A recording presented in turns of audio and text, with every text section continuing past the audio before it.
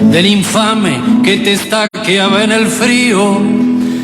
Te sacaron de lo... Penas y olvidos de la guerra, 40 años, 40 historias. El capítulo 38 de hoy referirá a un episodio que habla a las claras de las dificultades que hubo en la posguerra respecto de acercar dos realidades que tienen el peso de la política, de la geopolítica sobre todo. Vamos a dialogar con quien fue el responsable de marcar el primer try en un partido de rugby protagonizado por argentinos en las islas después del conflicto. Ustedes me dirán, bueno, ¿y eso qué tiene de trascendente? Bueno, tiene de trascendente que muchas organizaciones civiles intentaron acercar a los dos pueblos, a los malvineros con los argentinos, después de la guerra, buscando que el latrocinio del conflicto bélico no se heredara de generación en generación. Una de esas organizaciones, la que más avances consiguió, fue Rugby Sin Fronteras, que se instaló en las islas y logró hacer un partido de rugby y jugar rugby con los malvineros, pero eso se frustró también por los recelos que políticamente se instalaron. En ese partido que se jugó, el primer try lo marcó un periodista, Santiago Martela, que había viajado, hoy es periodista de TN y Canal 13, pero que además es hijo del teniente Luis Carlos Martela, muerto en Malvinas. Y Santiago está en línea con nuestro programa. Guillermo Jeremía, el programa Así son las cosas de Río Cuarto, te saluda. ¿Cómo estás, Santiago? Hola, Guillermo, ¿qué tal? Buen día para vos y buen día para toda la audiencia. ¿Cómo les va? Bueno, me supongo que para vos debe haber sido ese momento de volver a Malvinas, integrando un equipo de Rugby Sin Fronteras, y en un esfuerzo por acercar pueblos, que tuvo su momento de mucha empatía y después de resistencia. ¿Cómo lo viviste en lo personal, Santiago? Fue tremendo, la verdad, que en lo personal, porque es como que se unieron tres patas, diría que fundamentales de mi vida. Una es, por supuesto, bueno, mi historia ligada a Malvinas con la muerte de mi papá en la guerra, viajar a Malvinas, con todo lo que eso significa para mí y para mi familia. La otra era ir a jugar al rugby, que es el deporte que yo practiqué toda la vida, ir a jugar al rugby a Malvinas y además me tocó, digamos, de cierta manera cubrirlo de forma periodística. Yo soy periodista y me tocó ir también a trabajar, entonces era estar en Malvinas jugando al rugby y trabajando, que son tres cosas fundamentales en mi vida: mi deporte, mi profesión y mi historia familiar. Era algo la verdad que fue muy movilizante y muy choqueante cuando recién arrancaba esa aventura de Rugby Sin Fronteras. Era, bueno, vamos a jugar al rugby, vamos a tender un puente entre dos pueblos, ¿sí? La política no lo puede hacer, le está costando un montón. Nosotros vamos, jugamos al rugby, nos pasamos la pelota entre jugadores, dos equipos, no importa de dónde naciste, no importa cómo pensás, no importa de dónde sos, nosotros jugamos al rugby, nos divertimos y les enseñamos a los chicos este deporte, porque en las islas, en Puerto Argentinos hay 3.000 habitantes y juegan al fútbol nada más. Tienen una pileta de natación muy linda, climatizada para el momento del invierno, en esta época que hace un frío tremendo y es complicado estar afuera al aire libre, pero los chicos juegan al fútbol porque son británicos, porque son descendientes de ingleses, entonces tienen la cultura muy fuerte del fútbol. También el rugby es un deporte muy grande y muy fuerte en Inglaterra, pero al ser una colonia tan chiquita, al tener una cancha de fútbol además, se la pasan jugando al fútbol los chicos. Entonces nadie, cuando veían una pelota balada, no entendían qué era, qué significaba, qué es esto. O sea, por ahí algunos más grandes sí, hay muchos trabajadores que son temporarios en las islas, que van a trabajar de la pesca o a las granjas a criar ovejas, y son australianos, son galeses, y ellos conocen y jugaron, y de hecho también se sumaron a algunos de los partidos que jugamos, pero los chicos no. Entonces era, bueno, vayamos a tender un puente entre dos pueblos a través de una pelota de rugby y a dejarles a estos chicos algo más para que hagan, para que tengan algo más y para que también recuerden, a lo mejor cuando sean un poco más grandes, el rugby, la Fundación Rugby Sin Fronteras, eran argentinos y bueno, toda esa situación que era toda, por supuesto, más social que otra cosa, pero al principio no entendíamos bien cuál era. Era, bueno, vayamos a jugar al rugby, bueno, vamos. Y dentro del grupo, digamos, fue como una gira, porque éramos 34, en definitiva, fuimos 34 jugadores, se tomó como una gira de una semana, pero dentro de ese grupo había jugadores que en ese momento yo todavía no había jugado en primera, después me tocó la suerte de debutar en primera, pero en ese momento yo no había jugado en primera, pero había jugadores como yo, que eran amantes del rugby y que dábamos lo que podíamos dar, y que no nos daba para mucho más para entregarle nosotros al deporte, pero había jugadores experimentadísimos, como por ejemplo el Chapa Branca, uno de los máximos referentes de los Pumas, como Martín Sansot, otro de los mejores jugadores de los Pumas de la historia de nuestro rugby. Estaba Roberto Covelo, que jugó el primer mundial de rugby, estaba Diego Gómez Col, que fue uno de los primeros grandes jugadores de los Pumas 7 en los 90, estaba Pablo Garretón, tucumano, que fue el primer capitán de los Pumas en la historia de no ser de la ciudad de Buenos Aires, el primer capitán del interior, como se dice. Entonces, era una mezcla muy grande, con una sensación muy, muy loca de decir, bueno, ¿a qué vamos también? Porque no juegan al rugby en las islas. Era como un poco el positivismo de vamos y sembramos la semilla del rugby, la semilla de la paz, un puente, pero también era medio raro. Y así fue que cuando llegamos a las islas, primero la Fundación tuvo apoyo bastante grande de parte de una parte nada más de lo que es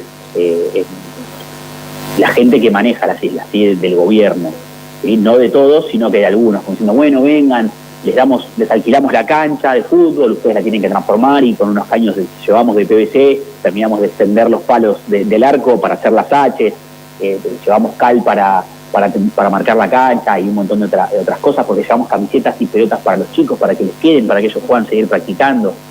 Pero cuando se acercaba la fecha, se fueron poniendo trabas, claro, se fueron poniendo un poco nerviosos, porque no entendían esto de venir a tender un puente cultural y social entre los dos pueblos. Los rugbyers, sacando más o menos mi caso, pero los rugbyers suelen ser personas que están bien entrenadas físicamente, son tipos grandotes, ¿sí? Se ven siempre en los partidos. Entonces decían, ustedes no son rugbyers, ustedes son marines. ¿Qué hacen 34 argentinos queriendo venir a jugar al rugby si acá no jugamos al rugby? Ustedes son todos marines que se están haciendo pasar por rugbyers para venir a sacar inteligencia y a robarnos inteligencia para volver a invadirnos. ¿Sí? Nos pincharon en ese momento, en 2009 no había tanto WhatsApp, no había tantas redes sociales todavía, pero nos pincharon los mails. ¿Sí? Todavía se usaba mucho el mail, nosotros nos manejábamos todos por cadenas de correo electrónico, nos pincharon los mails, nos leían los mails a ver qué información podían sacar, si era verdad que íbamos a jugar al rugby, si era verdad que éramos marines. Todo eso fue jugando también en contra en lo que fue la percepción del pueblo isleño. Sí, en eso quiero detenerme, Santiago, porque hay un documental muy interesante que se realizó sobre la experiencia de ustedes, que había un clima de bienvenida que buena parte de la población tenía, que después fue mutando cuando la política empezó a poner en duda la legitimidad o la nobleza de su acercamiento. Digo, esto habla de otras dificultades que hemos tenido a lo largo de estos 40 años, ¿no? Hay más voluntad, predisposición de acercamiento de los ciudadanos de a pie que de la propia política o de la geopolítica. Totalmente. Eso es lo que te contaba. Cuando la política empezó a meterse y a decir, no, ustedes no vienen a jugar al rugby nada más, ustedes qué vienen a hacer, claro, empezaron a elevar la voz y claro, son 3.000, es una ciudad muy chiquitita. Cuando uno habla se enteran todos rápidamente y al tener una radio y un diario, uno que salga y que diga algo en la radio lo escuchan todos y uno que salga en el diario lo leen todos. Entonces ahí empezaron a poner algunas trabas, que no les alquilamos la cancha, que no pueden esperar a los chicos a la salida del colegio, tienen que hacerlo en otro horario, traten de no acercarse a los chicos y si vienen con fotos, traten de no sacarles fotos a los menores sin permiso de los padres. Un día en la semana que estuvimos vino inclusive hasta la policía al hotel, porque había padres que se habían quejado de que habíamos estado haciendo no sé qué cosa con los chicos y lo único que hacíamos era enseñarles a pasar la pelota en ronda al rugby y divertirnos un poco para darles algo más de diversión y entretenimiento a los chicos. Cuando la política y cuando los intereses que van más allá de lo social y de lo personal se empezaron a meter, empezaron a ver estas trabas. Por suerte, mucha gente, el resto o no quiso o no lo entendió, y bueno, también es respetable.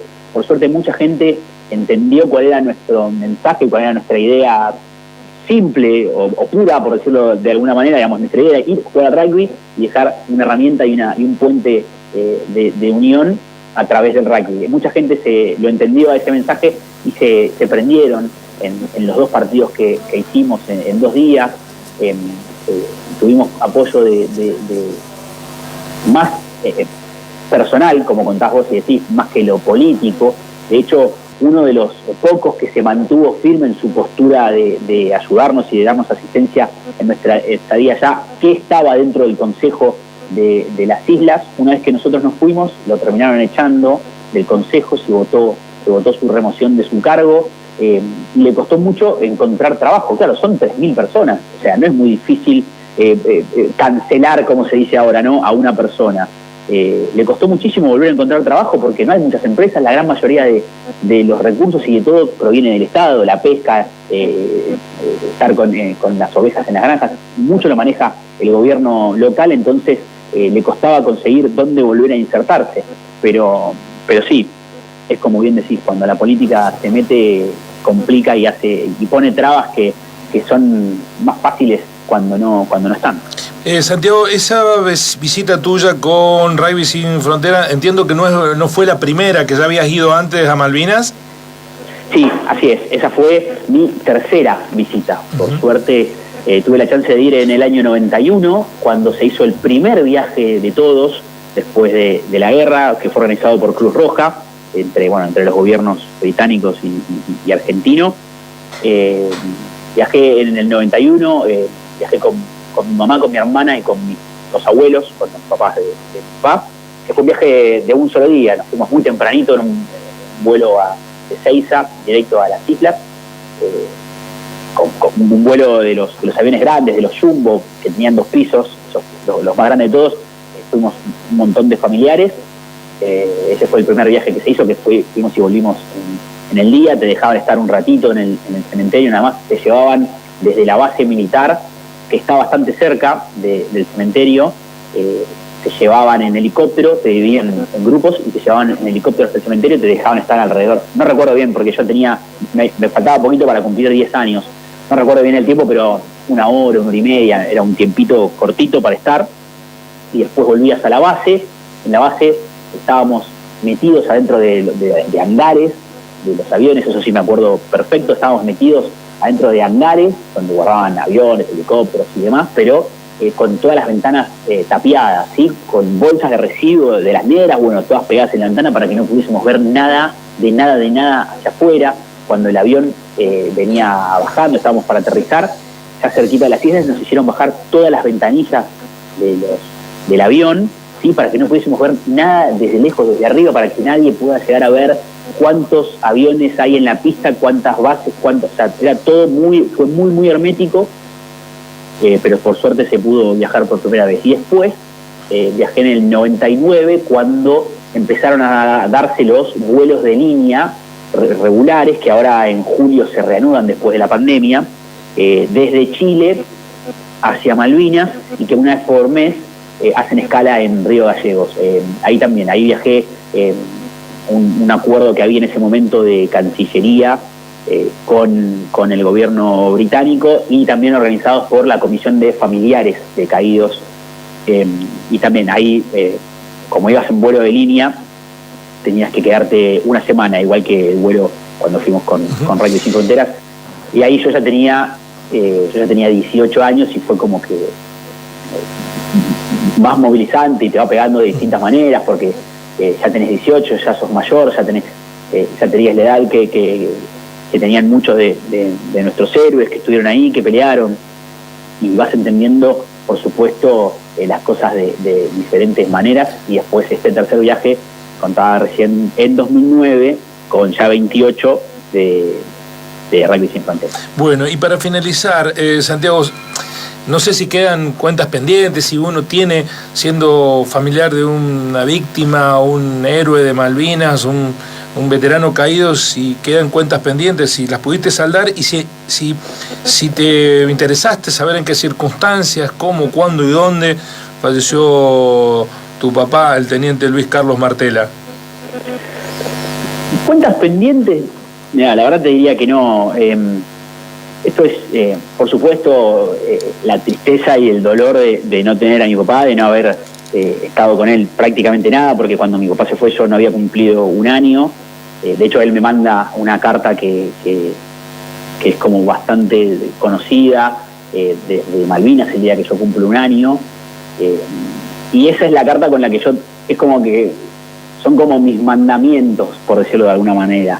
Y o sea, es una guía para mí, calculo que para mi familia también un poco, de cómo le hubiese gustado a mi papá que fuese yo a través de los años, con qué valores ir creciendo e ir desarrollándome como persona. Yo le digo que es como mi propio Principito. Viste que el Principito cuando sos chiquito lo lees como un cuento de aventuras y después lo vas leyendo cada vez más cuando sos más grande y vas entendiendo un montón de otras cosas. Bueno, a mí me pasó lo mismo con esa carta. Al principio era una carta que me mandó mi papá y después vas leyendo entre líneas algunas cositas y vas entendiendo un poco más, y después cuando creces y tenés tu propia familia o empezás a trabajar o te das cuenta de un montón de esas cuestiones, como decís vos, políticas, vas entendiendo otras cosas que dice.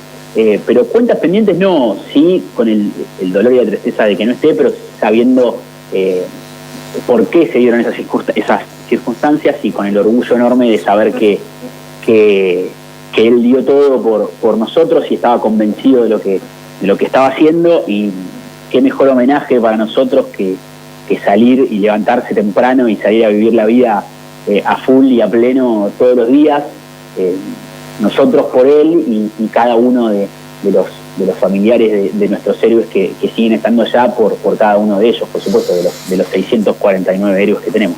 ¿Y en qué circunstancia perdió la vida tu padre?